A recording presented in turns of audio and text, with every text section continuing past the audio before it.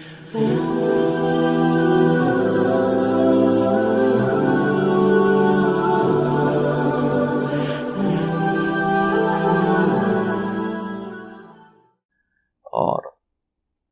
طارق جمیل صاحب کی ایک ویڈیو چڑھی ہوئی ہے اور وہ اس میں کہتے ہیں کہ جی یہ جو گنبد خضرا ہے یہ علماء دیوبند نے بچا لیا. بڑا چنگا کام کیتا انہوں نے بچا کے, بڑا ہی چنگا کام کیتا ہے. ایک اجتماعی نظام مولانا قاسم صاحب رحمۃ اللہ علیہ کے ہاتھوں اللہ نے دلوایا. یہ تمہیں گنبد نظر آتا ہے سبز رنگ کا, یہ اسی جماعت کا کارنامہ ہے. 1925 میں مدینہ فتح ہوا تو علماء نجد میں شدت بہت ہے, محبت اور حدود میں فرق نہیں کر سکتے. تو جنت البقیع کے سارے نشان ہٹا تھے, امہات المومنین کے, صحابہ کے, اہل بیت کے, آل رسول کے سب نشانات تھے, سب ہٹا تھے. انہوں نے کہا یہ سبز گنبد بھی توڑ دیا جائے, قبر پہ گنبد بنانا منع ہے. اب وہ صحیح بات ہے, منع. قبر پہ گنبد بنانا منع. اب وہ صحیح بات ہے, منع. قبر پہ گنبد بنانا منع. اب وہ صحیح بات ہے, منع. قبر پہ گنبد بنانا منع. تو توڑ دیا جائے. جب یہ فتویٰ پھیلا دنیا میں تو اس پہ رد عمل ہوا, یہ کیوں توڑا جائے. تو انہوں نے مناظرے کی دعوت دی, تو ساری دنیا سے علماء وہاں جمع ہوئے. تو ہندوستان سے بھی ایک وفد گیا. 1925 میں ہندوستان تھا, اس میں ایک شخص ہے, اس کا نام ہے شبیر احمد عثمانی. سبحان اللہ. اسی دیوبند کا پڑا ہوا ہے.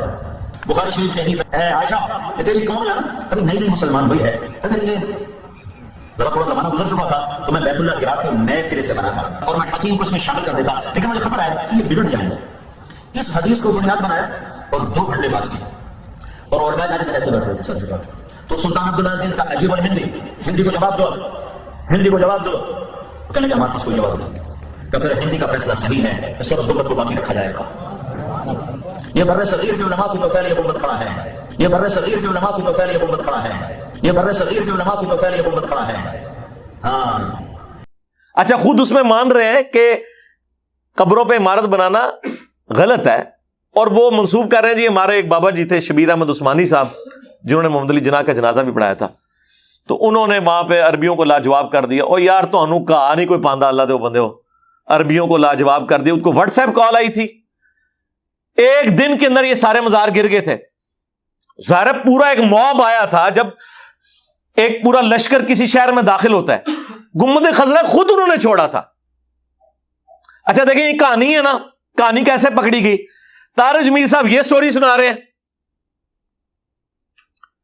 اور وہ کہہ رہے ہیں جی شبیر احمد عثمانی نے وہاں حدیث سنائی تھی. او اس کو کون پوچھتا ہے وہاں جا کے حدیث سنائے. جی بخاری مسلم میں حدیث ہے کہ اے عائشہ اگر تیری قوم نئی نئی جاہلیت سے نہ پھری ہوتی تو میں حتیم کو توڑ کر کعبے میں داخل کر کے حضرت ابراہیم کی بنیاد کے اوپر کعبے کو تعمیر کرتا. وہ نبی الاسلام نے نہیں کیا فتنے کے ڈر کی وجہ سے, اور آج تک حتیم باہر ہے. بیچ میں ایک دفعہ عبداللہ ابن زبیر نے کیا اور حجاج ابن یوسف نے اسے ریورس کر دیا تھا, پھر ایک سارا سلسلہ وہیں پہ روک دیا گیا. تو آج تک وہ حتیم جو ہے وہ خانہ کعبے سے باہر ہے.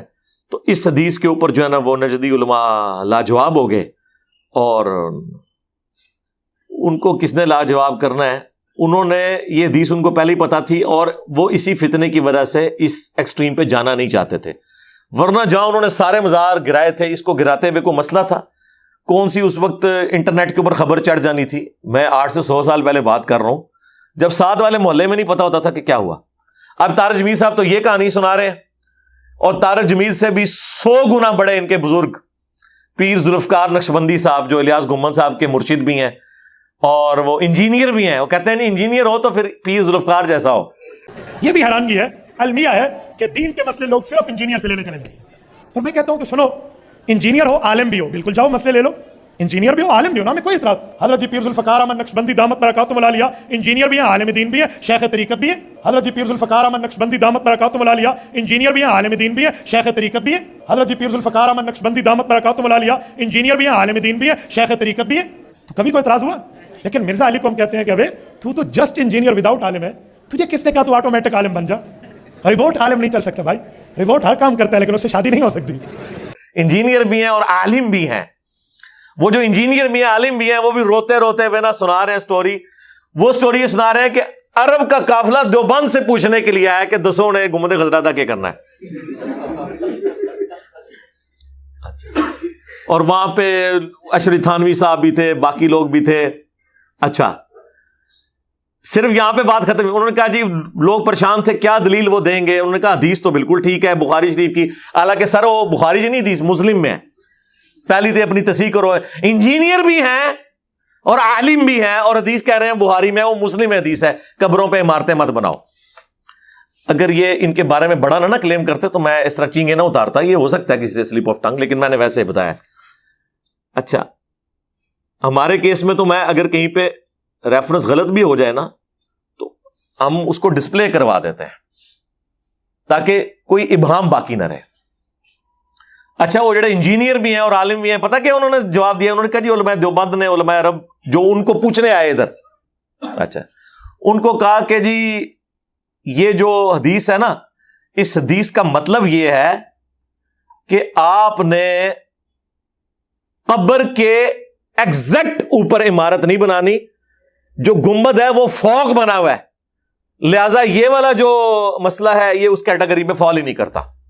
دارالعلوم دیوبند میں سعودی عرب سے ایک جماعت آئی علماء کی, تو محتمم صاحب نے ان علماء کو کہا کہ جی آپ سب علماء کے سامنے اپنا موقف پیش کریں, پھر جواب ہم دیں گے. تو ان کے جو امیر تھے وہ کھڑے ہوئے اور انہوں نے بیان کیا کہ بخاری شریف کی یہ حدیث ہے اور اس سے ثابت ہوتا ہے کہ بنا علی القبور کی اجازت نہیں ہے. تو ہم نے جنت بقیع کے اندر تو قبروں پر جتنی عمارتیں تھیں سب گرا دیں. اب مسئلہ ہے گنبد خضرا کا. علماء کی آنکھوں سے آنسو جاری ہے اور رو رہے تھے کہ اللہ ہم سے جواب دینے میں کوئی کوتاہی نہ ہو جائے, اور کوئی جرت نہیں کر رہا تھا اس کے جواب دینے کی. اتنے میں حضرت اقبال رحمۃ اللہ علیہ کھڑے ہوئے اور حضرت نے فرمایا کھڑے ہو کر, الحمدللہ اللہ نے اس مسئلے میں مجھے شرح صدر عطا فرما دی ہے. حضرت نے فرمایا اس کی وجہ یہ کہ حدیث پاک کے مطابق بنا علی القبور کی اجازت نہیں ہے, کہ قبر کے اوپر کوئی عمارت, کوئی کمرہ, کوئی جبہ کبہ بنانے کی اجازت نہیں ہے. گنبد خضرا کا معاملہ الگ ہے. یہاں عمارت پہلے تھی, یہ حجرہ عائشہ تھا, اور نبی اسلام کی قبر مبارک بعد میں اس کے اندر بنائی گئی, لہذا اب اس عمارت کو کوئی بندہ گرا نہیں سکتا. ایسا جواب تھا کہ وہ لوگ مطمئن ہو گئے. گنبد خضرا آج بھی ہے, اور کافر علماء دیوبند کی اس کے نبی کی دلیل دے رہا ہے. گنبد خضرا آج بھی ہے, اور کافر علماء دیوبند کی اس کے نبی کی دلیل دے رہا ہے. گنبد خضرا آج بھی ہے, اور کافر علماء دیوبند کی اس کے نبی کی دلیل دے رہا ہے. اچھا, طارق جمیل صاحب نے کیا کہانی کروائی کہ انہوں نے حتیم کعبہ والی مثال دی تھی, اور پیر ذوالفقار نقشبندی صاحب نے کیا کہا کہ یہ وہ ہے ہی نہیں, حدیث اس کے اوپر لگتی ہی نہیں ہے. دو مختلف کہانیاں, اور طارق جمیل صاحب خود مان رہے ہیں کہ ہاں یار یہ عمارت نہیں بنائی جا سکتی, کیونکہ کہانی تھی, دو مختلف بندوں نے دو مختلف کہانیاں بیان کر دی, حالانکہ یہ ہے ہی کہانی ہے, وہ کسی کے کہنے میں نہیں تھے.